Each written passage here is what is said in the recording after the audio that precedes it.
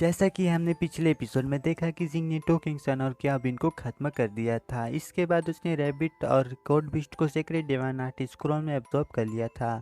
जैसे वह आगे बढ़ता है तो उसे एक पावरफुल ऑरा फील होता है, तो वह वहां से जाने लगता है। तभी उसके पीछे वह हेवन क्लॉस का फिनिक्स बिस्ट आ जाता है, जिसे वह एब्जॉर्ब कर लेता है और वह वहां से चला जाता है। इसके बाद हम मास्टर जियान और मास्टर क्याओ को देखते हैं, जिन्हें पता चल जाता है कि टू किंगसन और क्याबिन मर चुके हैं। मास्टर जियान कहता है हमें जिंग के खिलाफ एक्शन लेना चाहिए, मगर मास्टर जियान पैलेस मास्टर की वजह से कुछ करने की नहीं सोचता है और जिंग को अपने मारे हुए बिस्ट के कोर को मेरिट पॉइंट्स में बदलने के लिए आ जाता है, जहाँ पर उसे सीनियर ब्रदर रेन कहता है तुम्हारे प्रोग्रेस से लगता है कि तुम्हें भी मुकाबले में शोडाउन करना चाहिए ताकि तुम माउंट आइजवान में जा सको। इसके लिए जिंग मान जाता है। अब आगे एपिसोड 3 की शुरुआत में हम जिंग को देखते हैं जो मास्टर लुटियाने के पास आ रहा होता है, जिसे देख मास्टर लुटियाने हैरान होते हुए कहता है अरे तुम तो 6 से रिस्टोर बॉडी में पहुंच गए, तुम्हें तो ज़्यादा समय भी नहीं लगा। जिस पर जिंग कहता है हाँ मास्टर, क्योंकि मुझे एक एंशिएंट जेड स्टार विड मिल गया था, जिसकी वजह से मैंने एक बार ही में ही टूसिल ब्रेक थ्रू कर लिया। इस पर मास्टर लुटियान ही कहता है तुम्हें इस एकेडमी में ज्वाइन किए हुए 1 साल भी नहीं हुआ है, लेकिन तुम्हारा लेवलिंग अप अविश्वसनीय तरीके से बढ़ रहा है। अगर तुम्हारा प्रोग्रेस इसी तरह से होता रहा तो तुम कॉन्स्टेलेशन हॉल के मास्टर गायत्यान क्योंग को भी सरपास कर दोगे। तो सिंह कहता है तो सिर्फ इसलिए हुआ है क्योंकि किस्मत मेरे साथ थी, वैसे मैं माउंट आइजवान में शोडाउन में पार्टिसिपेट करने के लिए इंटरेस्टेड हूँ। तो मास्टर आप प्लीज़ मेरे क्रेडिट्स को देखकर बताइए कि क्या मैं एक हेवन क्लास का कोई आर्ट ले सकता हूँ।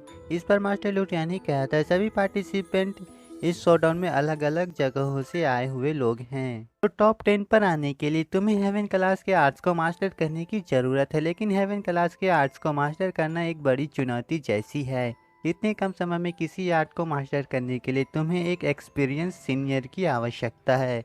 यह सुनकर जिंग कहता है तो मास्टर आपने किस आर्ट में मास्टर किया है, क्या मैं आपसे वह सीख सकता हूँ। इस पर मास्टर लुटियाने कहता है एक मार्शल फाइटर को किसी को सिखा पाना एक हेवन क्लास के आर्ट तो यह और भी मुश्किल है, इसके लिए एक सोल रियलम वाले मास्टर ठीक रहेगा और मैं तुम्हारे मेंटर बनने के लिए एक्सपर्ट नहीं हूँ।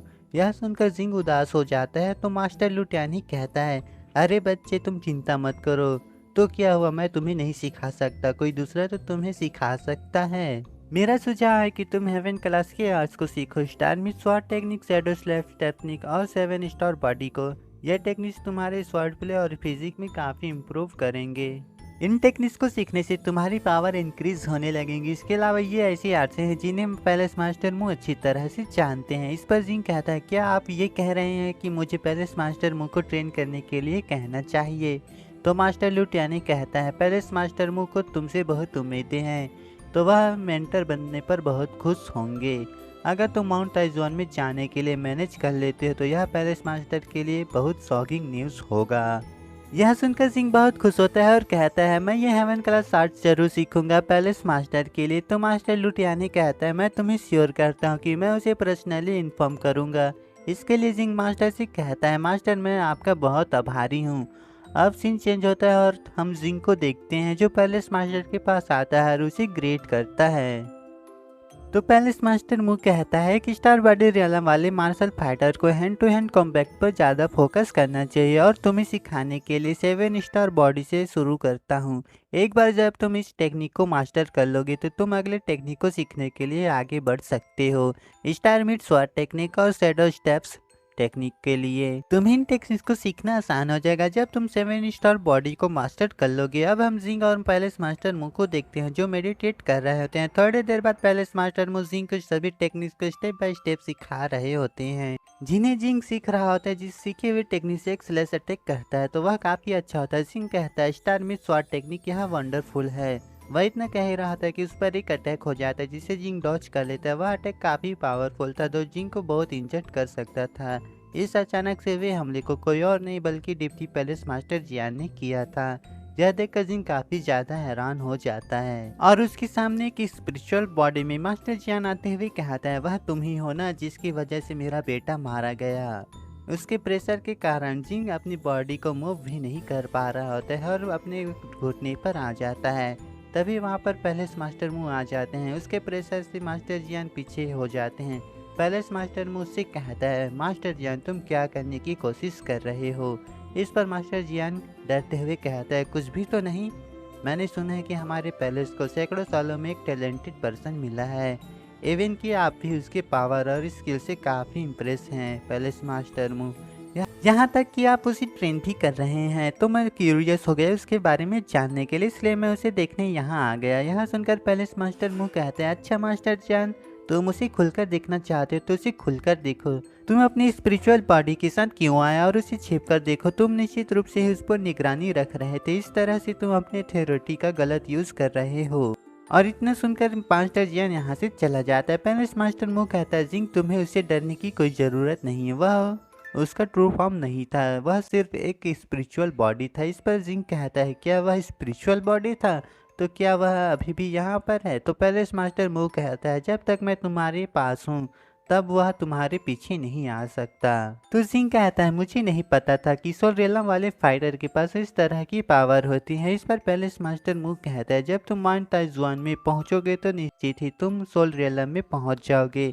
इस पर जिंग कहता है, सच में? लेकिन ऐसा लगता है कि कोई इस आइडिया से बिल्कुल खुश नहीं है। तो पैलेस मास्टर मुँह कहता है, तुम उसके बारे में चिंता मत करो। तुम्हारी प्रायोरिटी यह है कि तुम अपनी ट्रेनिंग पर ध्यान दो और शोडाउन के लिए तैयारी करो। जहाँ तक कि उसकी बात है, मेरी नज़र उस पर हमेशा है, क्योंकि मुझे उस पर डाउट है कि वह अपनी गंदी चाल जरूर चलेगा।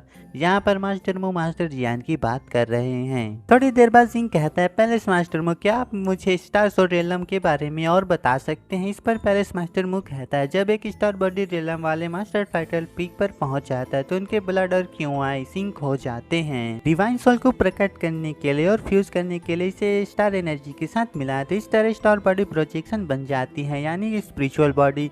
इसी के साथ वह पर्सन स्टार सोल रियलम में पहुंच जाता है। जब कोई स्टार सोल को प्राप्त कर ले वह स्टार पहलों को अवेकन कर सकता है और उनकी लाइफ 200 साल तक बढ़ जाती है। स्टार सोल रियलम के 5 डिफरेंट स्टेजेस हैं, इसे ही 5 स्टेजेस के रूप में जाना जाता है। फर्स्ट शिफ्ट को फॉर्मलेस शिफ्ट कहा जाता है, यानी कि निराकार। जब स्टार सोल फॉर्म पहली बार बनता है तो उसमें छाया जैसी दिखाई देती है, लेकिन वह कोई वास्तविक फॉर्म नहीं होता है। इस बदलाव में पर्सन की परसेप्शन और स्ट्रेंथ बहुत इंक्रीज हो जाते हैं। ब्लैक सन पैलेस के अधिकांश दिन इस शिफ्ट पर पहुंच गए हैं। लेकिन शिफ्ट भी मटेरियल शिफ्ट हैं। अब स्टार सोल फॉर्मलेस या मैनिफेस्टेशन के बीच बदलाव कर सकती है। इस शिफ्ट में किसी की सोल पावर बहुत बढ़ जाती है। ब्लैक सन पैलेस के अधिकांश मास्टर इस शिफ्ट में पहुंच गए हैं। थर्ड शिफ्ट को नॉकटर्नल शिफ्ट कहा जाता है। इस शिफ्ट में स्टार सोल के बॉडी को आउटसाइड में प्रोजेक्ट किया जाता है, लेकिन इसमें फॉर्म वीक होता है। इसे सिर्फ रात में ही यूज करना चाहिए। खराब मौसम में से बचना चाहिए। ड्यूटी पैलेस मास्टर हान जियानयू अब इस शिफ्ट में हैं।